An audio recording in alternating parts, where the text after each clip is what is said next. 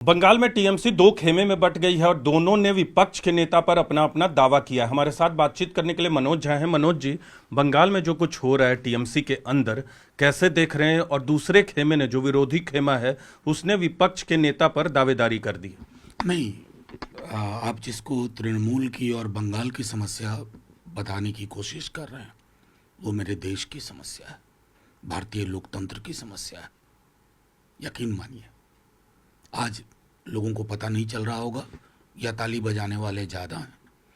जब देश की राजनीतिक विविधता को समरूपता में गढ़ने की कोशिश होती है कि पक्ष में जो हैं उनको विपक्ष भी अपने जैसा चाहिए, समरूप विपक्ष चाहिए, तो इजराइल में एक मॉडल है, लेबर और लिक्विड, कोई फर्क नहीं है वैचारिकी का।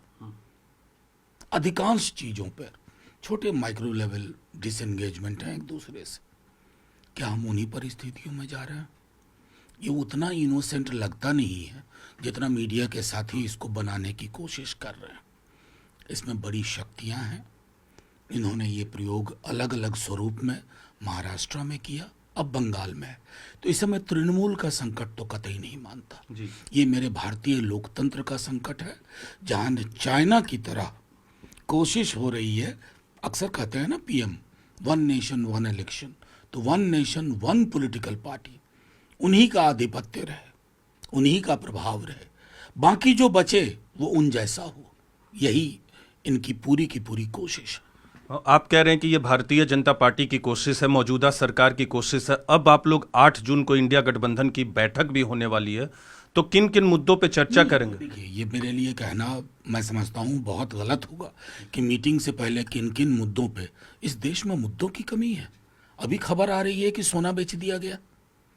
90 के दशक में गिरवी रखने तक बात सुनी थी, और अभी खबर है कि सोना बेच दिया गया। हाहाकार मचा हुआ अर्थव्यवस्था में। दुख है कि मीडिया के साथियों को नजर नहीं आता। बेरोजगारी है, सीबीएसई बॉचअप जो किया हुआ है, सब में कहां पहुंचा दिया हमने देश को।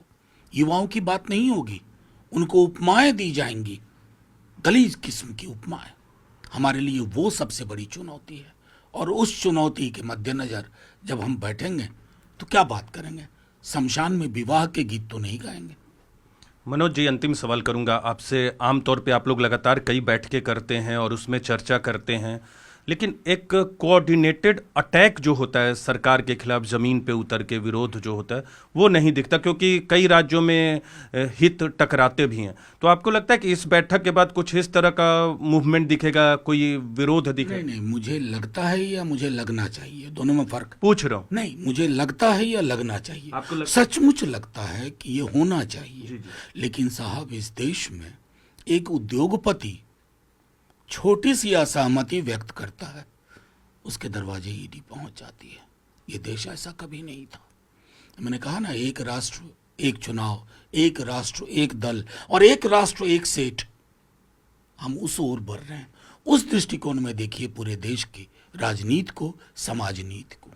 तो बिल्कुल, ये थे हमारे साथ मनोज झा। साफ तौर पे कहना है कि ये समस्या सिर्फ टीएमसी की नहीं है, बल्कि ये नेशनल प्रॉब्लम है, और देश को चीन और इजराइल की तरफ बनाने की कोशिश की जा रही है।